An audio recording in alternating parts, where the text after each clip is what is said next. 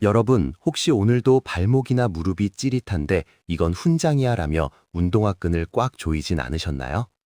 포기는 배추 셀 때나 하는 말이라며 절뚝이면서도 트랙을 도는 그 다부진 다짐이 사실은 여러분의 러닝 인생을 끝내러 온 가장 위험한 신호일 수 있습니다.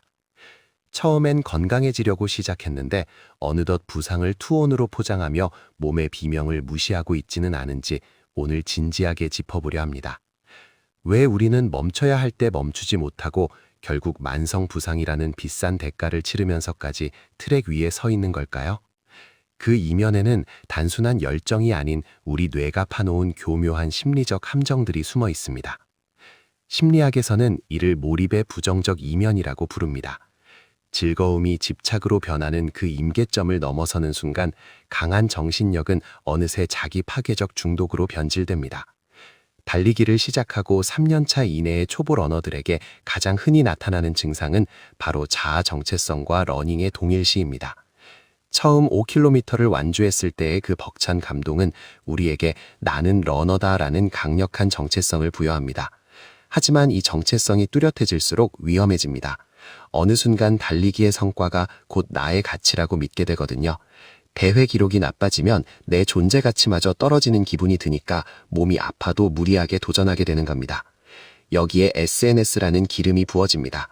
나보다 늦게 시작한 친구가 서브4를 달성했다는 피드를 보면 내 페이스는 초라해 보이고 마음은 급해집니다. 속도와 거리가 숫자로 증명되는 세상에서 우리는 타인의 기록을 내 가치를 결정짓는 잣대로 착각하며 스스로를 압박합니다. 더 무서운 건 우리 뇌 안에서 벌어지는 도파민 파티입니다. 초보 시절엔 실력이 금방 늘고 뛸 때마다 뿜어져 나오는 도파민과 세로토닌이 러너스 하이라는 천상의 쾌감을 선물하죠. 뇌는 이 쾌락을 기억하고 자꾸 더 강한 자극을 요구합니다. 몸은 이미 과부하로 비명을 지르는데 뇌는 그저 즐거움을 쫓아 다리를 움직이라고 명령하는 아이러니한 상황이 벌어지는 겁니다. 여기에 우리 사회 특유의 근성 문화가 가세합니다. 고통은 일시적이고 포기는 영원하다는 그럴듯한 문구는 부상을 미화하는 도구가 됩니다. 통증은 훈련의 결과물이 아니라 제발 좀 멈추라는 몸의 마지막 경고인데도 우리는 그 신호를 무시하며 자신의 몸을 가스라이팅하고 있는지도 모릅니다.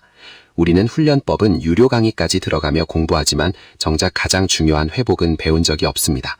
휴식 없는 반복은 열정이 아니라 신경계 과부하와 만성 피로로 가는 지름길일 뿐입니다. 달리기의 진짜 가치는 단 한 번의 풀코스 완주가 아니라 10년 후에도 20년 후에도 이 길을 웃으며 뛸 수 있는 지속 가능성에 있습니다. 오늘 하루를 참지 못해 평생의 러닝을 포기하는 우를 범하지 마세요. 기록은 숫자에 불과하지만 당신의 몸은 대체 불가능한 유일한 자산입니다. 이제는 타인의 시선이 아닌 내 몸의 소리에 귀를 기울이며 건강하게 오래 달리는 진짜 고수가 되어보시길 바랍니다.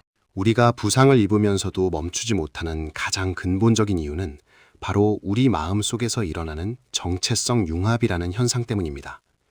처음엔 그저 건강을 위해 운동화 끈을 묶었지만 어느 순간부터 나라는 사람의 가치를 러닝 기록과 동일시하기 시작하는 거죠.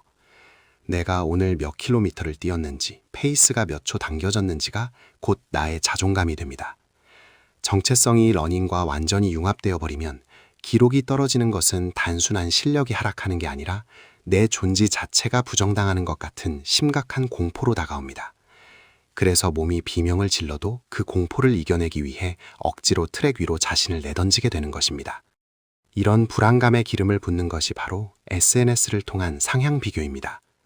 우리는 매일 아침 눈을 뜨자마자 스마트폰 속에서 나보다 늦게 시작했는데 벌써 풀코스를 완주했다거나 매일같이 엄청난 거리를 달리는 괴물 러너들의 기록을 마주합니다. 심리학적으로 나보다 뛰어난 사람과 자신을 비교하는 상향 비교는 적절하면 자극이 되지만 대개의 경우 심리적 박탈감과 조급함을 만들어냅니다. 내 몸의 속도가 아닌 타인의 타임라인에 내 페이스를 맞추기 시작하면서 달리기는 즐거운 취미가 아니라 반드시 이겨야 하는 증명의 장으로 변질됩니다. 결국 내 몸이 감당할 수 있는 수준을 훨씬 넘어선 무리한 훈련 스케줄에 자신을 끼워 맞추게 되는 것이죠. 마지막으로 우리를 끝까지 멈추지 못하게 만드는 강력한 족쇄는 바로 간헐적 강화라는 뇌의 보상 기전입니다. 매번 달릴 때마다 기분이 좋은 게 아니라 어쩌다 한번 컨디션이 최상일 때 터지는 그 짤탄 러너스 하이의 기억이 문제입니다. 우리 뇌는 매번 주는 보상보다 어쩌다 한번 주는 보상에 훨씬 더 강력하게 중독됩니다. 오늘 몸이 천근만근이고 무릎이 아파도 혹시 오늘 뛰면 그 환상적인 쾌감을 다시 느낄 수 있지 않을까 하는 기대감이 고통을 압도해버리는 거죠. 뇌는 이미 도파민에 중독되어 몸의 통증 신호를 차단하고 오로지 다음 쾌락만을 쫓는 도박꾼과 같은 상태가 되어버립니다. 몸은 무너지고 있는데 뇌는 즐거웠던 한때의 기억을 붙잡고 우리를 계속 사지로 내모는 셈입니다. 이 세 가지 심리적 기제가 맞물리면 우리는 스스로를 파괴하고 있다는 사실조차 인지하지 못한 채 계속해서 달릴 수밖에 없습니다. 부상은 단순히 운이 없어서 찾아오는 게 아니라 이런 복합적인 심리적 압박이 만들어낸 필연적인 결과일지도 모릅니다. 내가 지금 달리기를 사랑해서 뛰고 있는 건지 아니면 내 불안과 중독을 채우기 위해 뛰고 있는 건지 냉정하게 돌아봐야 할 시점입니다. 열정이라는 이름 뒤에 숨은 가장 위험한 그림자는 바로 통증을 미화하는 우리들의 잘못된 철학입니다. 우리는 고통은 일시적이고 포기는 영원하다는 문장에 열광하며 자랐습니다. 하지만 심리학의 눈으로 보면 이 멋진 슬로건이 때로는 치명적인 자기 가스라이팅의 도구가 되기도 합니다. 몸은 분명히 날카로운 통증으로 지금 당장 멈추라고 신호를 보내고 있는데 우리는 나는 열정적인 러너다라는 자아를 유지하기 위해 이 고통을 기분 좋은 근육통이나 성장의 증거로 왜곡해버립니다. 심리학에서는 이를 인지부조화라고 부릅니다. 내 몸이 아프다는 사실과 내가 대단한 러너라는 신념이 충돌할 때 우리 뇌는 몸의 신호를 무시하고 신념을 지키는 쪽을 선택하는 것이죠. 이런 과정이 반복되면 결국 신체지능이라 불리는 BQ가 급격히 떨어지게 됩니다. 내 몸이 보내는 미세한 신호를 감지하고 해석하는 능력이 마비되는 겁니다. 단순히 체력이 좋은 것과 내 몸의 상태를 정확히 하는 것은 완전히 다른 이야기입니다. 통증은 훈련의 훈장이 아니라 우리 몸이 보내는 마지막 비상벨입니다. 이 벨소리를 소음으로 치부하고 계속 달리는 것은 엔진 과열 경고등이 켜진 자동차를 끌고 고속도로를 질주하는 것과 다를 바 없습니다. 우리가 그토록 찬양하는 근성 문화가 사실은 내 몸을 파괴하는 면죄부가 되고 있지는 않은지 냉정하게 질문을 던져야 할 때입니다. 이제 우리는 휴식에 대한 정의를 완전히 새로 써야 합니다. 많은 러너가 쉬는 날에 죄책감을 느낍니다. 남들은 뛰고 있는데 나만 뒤처지는 것 같고 오늘 쉬면 쌓아온 기량이 다 무너질 것 같은 공포에 시달리죠. 하지만 스포츠 과학에서 말하는 진정한 성장은 달릴 때가 아니라 쉴 때 일어납니다. 이를 초과 회복의 원리라고 합니다. 달리기라는 강한 자극으로 미세하게 파괴된 근육과 신경계가 다시 붙고 더 강해지는 시간은 오직 잠을 자고 휴식을 취할 때뿐입니다.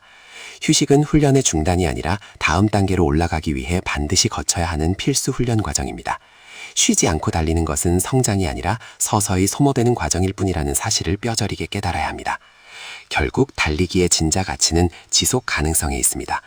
오늘 무리해서 1분을 당기는 것보다 내일도 모레도 즐겁게 신발끈을 묶을 수 있는 상태를 유지하는 것이 훨씬 더 위대한 성취입니다. 기록의 노예가 되어 내 몸을 가스라이팅하는 것을 멈추고 이제는 내 몸의 진실한 목소리에 응답해야 합니다. 휴식을 두려워하지 않는 용기야말로 우리가 진정한 러너로 거듭나기 위해 필요한 가장 강력한 정신력입니다. 우리가 그토록 열광하며 달려온 시간들이 결국 우리를 파괴하는 도구가 되어서는 안 됩니다. 달리기의 진짜 목적은 타인의 기록을 이기는 것이 아니라 어제의 나보다 더 나은 삶의 질을 만드는 것이어야 합니다. 이제는 기록이라는 차가운 숫자 뒤에 숨겨진 나의 진짜 몸과 마음을 돌봐야 할 시간입니다. 심리학에서는 이를 자기 자비라고 부릅니다. 나 자신을 몰아세우는 채찍질을 멈추고 마치 소중한 친구를 대하듯 내 몸의 고통에 공감해주는 태도가 필요합니다. 달리기의 가치는 단 한 번의 화려한 피니시 라인 통과가 아니라 수십 년이 지난 뒤에도 사랑하는 사람과 함께 이 길을 나란히 달릴 수 있는 그 지속 가능성에 있습니다. 오늘 하루를 쉬어가는 것은 후퇴가 아니라 더 멀리 가기 위해 잠시 호흡을 고르는 가장 현명한 전략입니다. 이제 여러분께 제안하고 싶습니다. 결과 중심의 사고에서 벗어나 달리는 과정 그 자체에 집중하는 과정 중심적 사고로 전환해 보세요.